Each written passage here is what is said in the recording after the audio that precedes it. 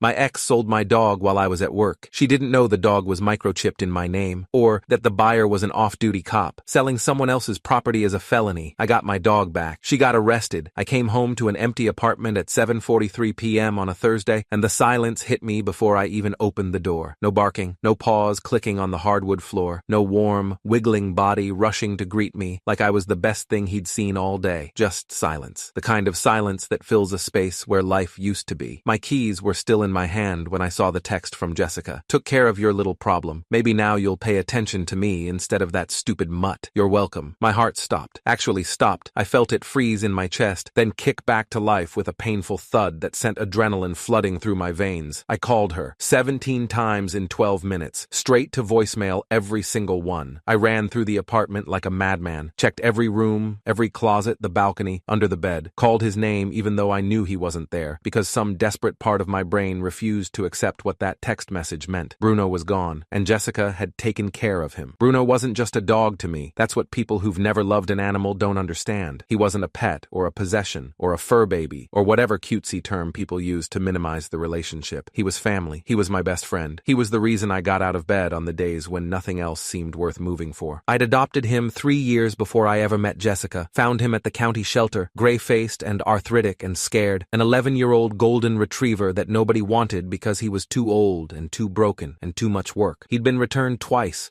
2 different families had taken him home, decided he wasn't worth the effort, and brought him back like a defective appliance. When I walked past his kennel that day, he didn't bark or jump or try to get my attention like the younger dogs. He just looked at me, these soft brown eyes that had seen too much disappointment, expecting one more. I took him home that afternoon. He slept on my bed that first night, something the shelter paperwork explicitly said I shouldn't allow, and every night since. For 3 years, Bruno was my constant. Through job changes and apartment moves and the loneliness that comes with being single in a city where everyone seems to have figured out something you haven't. He was there, always there, waiting by the door when I came home, pressed against my leg when I sat on the couch, snoring softly beside me through every night. Then I met Jessica. Jessica Hartman was 27 years old, worked in pharmaceutical sales, and had a smile that made you forget to ask important questions. We met at a friend's birthday party. She laughed at my jokes, seemed genuinely interested in my work as an electrician, and, crucially, seemed to love Bruno when she came over for our first date. "Oh my God, he's precious," she'd cooed, kneeling down to let him sniff her hand. "I've always wanted a dog. My apartment doesn't allow them." She posted photos with him on Instagram, captioned them things like, "My 2 favorite boys," and "Dog Dad goals." Her friends commented heart emojis. Her mother said she'd found a keeper. I believed it, wanted to believe it. After 3 years of just me and Bruno, the idea of building something bigger, a family maybe, felt like the next natural step. She moved in 6 months ago. That's when everything changed. The allergies appeared first. "I don't know what's happening," she said, sniffling dramatically. "I think I'm developing a reaction to dog hair. Can we keep him out of the bedroom?" I bought an air purifier, vacuumed twice a day, started washing Bruno more frequently, which he hated. Then the complaints started. "His hair is everywhere. I found it in my makeup bag. He smells. Even right after a bath, he just smells like dog. Why does he have to follow me around? It's creepy, like I'm being watched. He takes up the whole couch. I can't even sit down without him trying to climb on me." Bruno weighed 47 pounds. He took up maybe a quarter of the couch. He followed her because he followed everyone. That's what golden retrievers do. They want to be near their people. But I tried to accommodate. I was so focused on making the relationship work that I started treating Bruno's existence as a problem to be solved rather than a life to be honored. I'm not proud of that. The conversation about rehoming started about 2 months ago. "I've been thinking," Jessica said one night, in that careful tone people use when they're about to say something they know you won't like. "Maybe Bruno would be happier somewhere else. A farm maybe. Somewhere with space to run. Bruno is 11 years old with arthritis. He doesn't want to run. He wants his bed and his bowl and his routine. But wouldn't it be better for both of us? We could travel more. We wouldn't have to rush home for walks. We could actually have a clean apartment. Bruno was here before you, Jessica. Bruno stays." She didn't like that answer. Her face went tight in a way I'd seen before. When a restaurant got her order wrong, when a coworker disagreed with her in a meeting, that controlled anger that suggested something uglier underneath. "So you're choosing a dog over me." "I'm not choosing anyone over anyone. I'm saying Bruno is part of my life, and that's not changing." We fought about it every few days after that. The same arguments, the same circular logic, the same ultimatum hovering unspoken in the air. I guess she got tired of waiting for me to choose. The night Bruno disappeared, I filed a police report. The responding officer was named Patricia Reyes. 14 years on the force, according to her badge, with the tired patience of someone who'd seen every kind of human cruelty and wasn't surprised by any of it. "Your girlfriend took your dog?" she asked, pen hovering over her notepad. "Ex-girlfriend girlfriend, as of about an hour ago. And you have proof the dog is yours? He's microchipped. Has been since the day I adopted him. Registered to my name, my address, my phone number. I have the paperwork from the shelter, the vet records, everything. She wrote something down. That's good. That'll help. What do you mean help? She stole my dog. She admitted it in a text message. Can't you just go arrest her? Officer Reyes looked at me with something like sympathy. Mr. Torres, I understand this is upsetting, but these cases are complicated. She lived with you, which creates questions about shared property. We need to document everything properly before we can take action. He's not shared property. He's mine. I adopted him 3 years before I met her. I believe you. But the legal system needs more than belief. It needs proof. She took down all the information, Bruno's chip number, his photo, Jessica's contact information, a screenshot of the text message. She gave me her card and told me to call if I learned anything new. In the meantime, she said, check the shelters. Check Craigslist, Facebook Marketplace, Nextdoor. People who take animals often try to sell or rehome them quickly. I didn't sleep that night, or the next. I spent every hour I wasn't at work scouring the internet, calling shelters,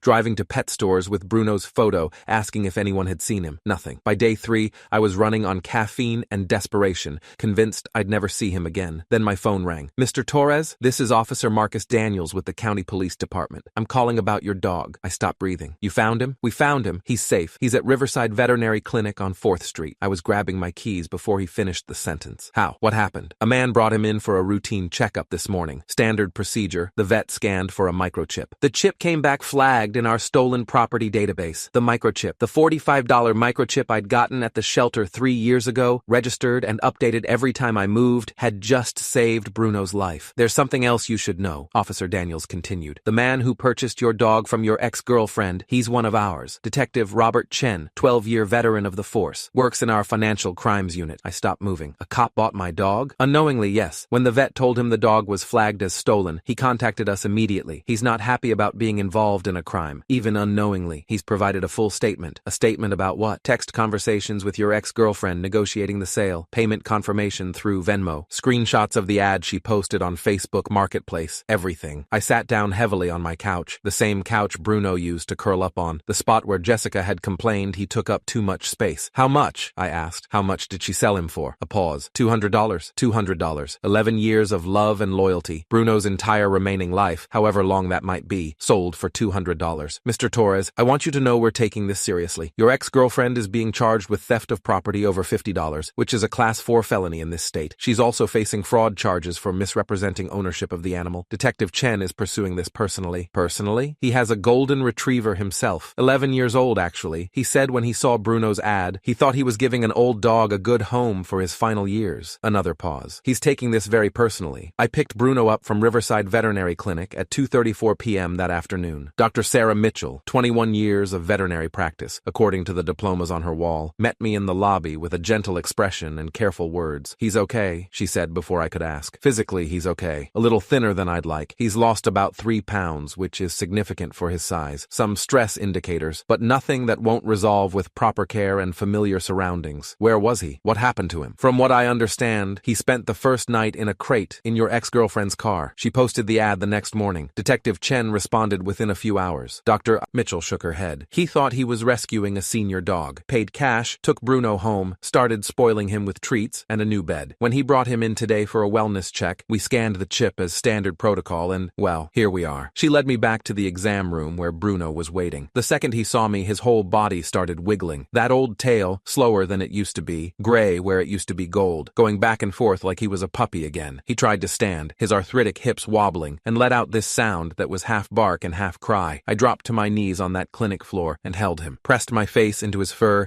and let myself cry for the first time in 3 days. He smelled like a strange house, like someone else's laundry detergent. But underneath that, he still smelled like Bruno, like home. I'm sorry, I whispered into his ear. I'm so sorry. I'm never letting you go again. He licked my face. Forgiveness, just like that. Dogs don't hold grudges. They don't calculate betrayals or keep score. They just love you completely and unconditionally and trust that you'll love them back. I'd almost failed him, almost let someone take that trust away. Never again. Detective Robert Chen was waiting in the lobby when I came out with Bruno. He was about 50 years old, Asian American, with the kind of quiet intensity that suggested he'd seen a lot and remembered all of it. He was in plain clothes, jeans and a polo shirt, but you could tell he was a cop even without the badge on his belt. Mr. Torres, he extended his hand. I'm Robert Chen. I'm the one who, he stopped, looked at Bruno, and something softened in his expression. I'm glad you got him back. Thank you for coming forward, for making this this right. I didn't have a choice. When I saw that chip was flagged, I knew exactly what had happened. He shook his head. I have a golden myself. Charlie, he's 11 too. When I saw your ex's ad, I thought. He stopped again. I thought I was doing something good. You did do something good. You took care of him. Dr. Mitchell said he was healthy. I tried. He was scared the first night. Wouldn't eat, wouldn't settle. I sat up with him until 3 a.m. just talking to him, letting him know he was safe. A pause. I didn't know he had someone looking for him. Someone who loved him. How could you know? She posted him like he was a piece of furniture she didn't want anymore. $200. Detective Chen's voice hardened. She sold an 11-year-old dog with arthritis for $200, and she had the nerve to tell me she was finding him a better home because her new apartment didn't allow pets. I felt my jaw tighten. That's not why she did it. I know. Officer Reyes sent me your statement, the text message. He met my eyes directly. I want you to know I'm going to see this through. I've already provided my statement and all the documentation. I've also connected with the DA's office. I know the assistant prosecutor handling property crimes. She's not going to let this slide. Why? I mean, thank you, but why are you going so far? Detective Chen looked at Bruno, who was leaning against my leg, exhausted but content. Because I've seen people do terrible things to each other for money, for revenge, for reasons that don't make any sense. And most of the time, I can't do anything about it except file reports and hope the system works. He paused. This time, I can do something. This time, I'm a witness, and I'm not going to let her get away with treating a living creature like garbage just because she was mad at you. He handed me his card. Call me if you need anything, and take care of that old man. He deserves it. 3 days later, Jessica called me. Not from her phone, from the county jail. I almost didn't answer. Almost let it go to voicemail. Let her sit in whatever hell she'd created for herself. But something made me pick up. Some need to hear her realize what she'd done. Marcus. Her voice was raw from crying. Marcus, please, you have to help me. Help you with what, Jessica? They arrested me. They said I committed a felony. A felony, Marcus. For a dog. They're saying I could go to prison. You stole my dog and sold him. That's theft. That's what happens. I didn't know it was illegal. I thought since we lived together, he was half mine. I thought I had the right. You didn't have the right to anything. Bruno was mine. My name on the adoption papers. My name on the microchip. My name on every vet bill for 3 years. You knew that. She was crying harder now. That hysterical, snotty crying she used to do when she wanted sympathy, when she wanted me to fix whatever problem she'd created for herself. Please, baby. Please talk to the cops. Tell them it was a misunderstanding. Tell them you don't want to press charges. I can't have a felony on my record. I'll lose my job. I'll lose everything. Please. I looked down at Bruno. He was curled up on his bed, the same bed he'd slept on for 3 years. The bed Jessica had wanted to throw out because it was ugly. Finally home. Finally safe. His gray muzzle was resting on his paws. His eyes were closed. For the first time since I'd gotten him back, he looked peaceful. You sold my dog for $200. I know, and I'm sorry. I was angry. I wasn't thinking. But please, Marcus, please don't ruin my life over a dog. A dog. Still calling him a dog. Like he was a lamp or a couch or any other object she had the right to dispose of. You should have thought about that before you sold him to a cop. I hung up. The trial happened 4 months later. Jessica had hired a defense attorney named Thomas Burke, 20 years of criminal defense experience, according to his website, with a reputation for getting clients reduced sentences through plea deals and technicalities. He argued that Jessica had believed, in good faith, that she had partial ownership of Bruno due to their cohabitation, that the situation was a civil matter that had been inappropriately escalated to criminal charges, that his client was a productive member of society with no prior criminal record who deserved mercy and rehabilitation rather than punishment. The prosecutor, Assistant DA Michelle Torres, no relation, 15 years in property crimes,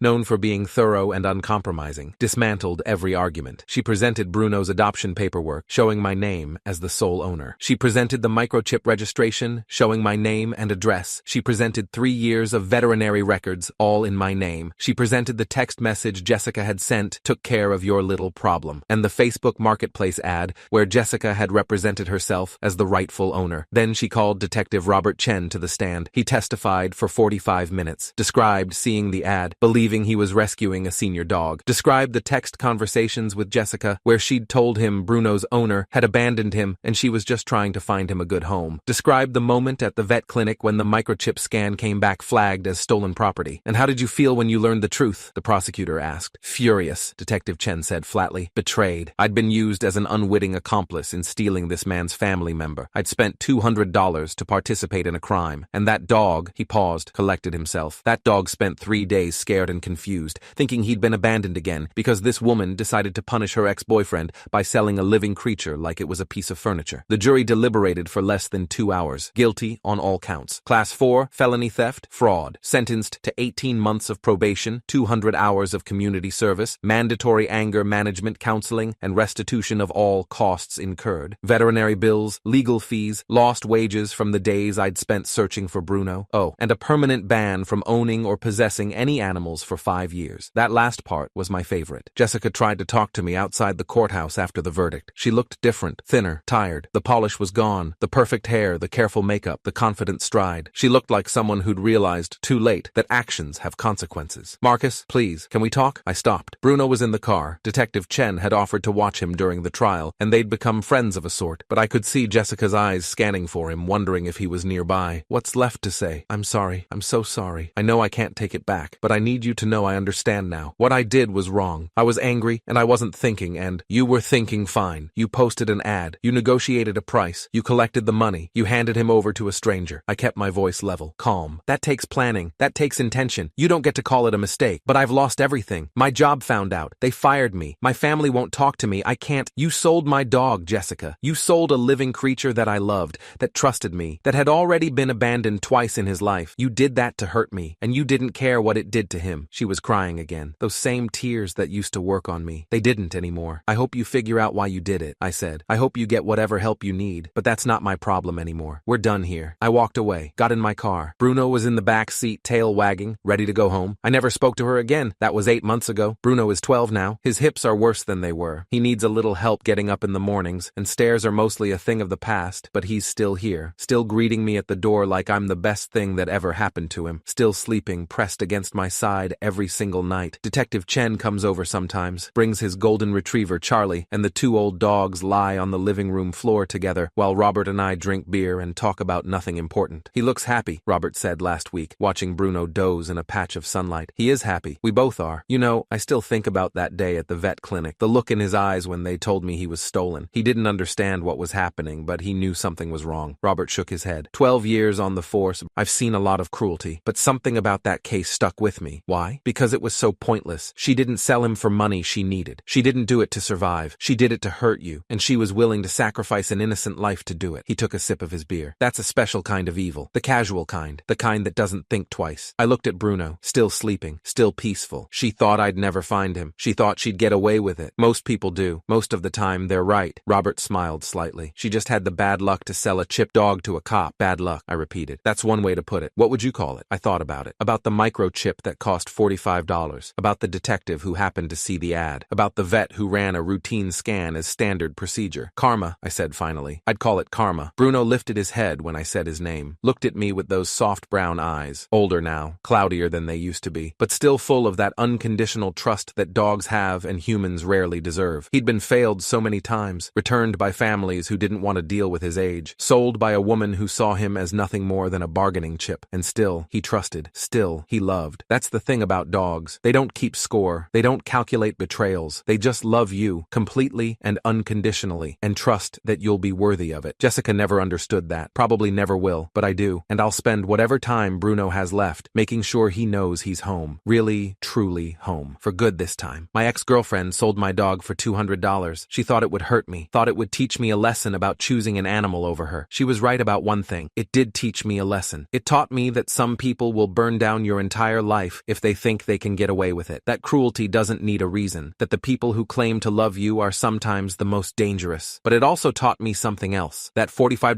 microchip I'd gotten 3 years ago. That routine scan at the vet clinic. That cop who happened to see the ad. Sometimes the universe pays attention. Sometimes karma comes through. My ex-girlfriend has a felony record now. Lost her job, her reputation, her family's respect. Can't own a pet for 5 years. Not that she deserves to. Not ever. And me? I've got Bruno curled up on his bed. I've got a quiet apartment that feels like home again. I've got a friend who understands what loyalty actually means. She thought she was taking something from me. Instead, she gave me everything I needed to know about who she really was. And Bruno's right where he's always belonged. With me.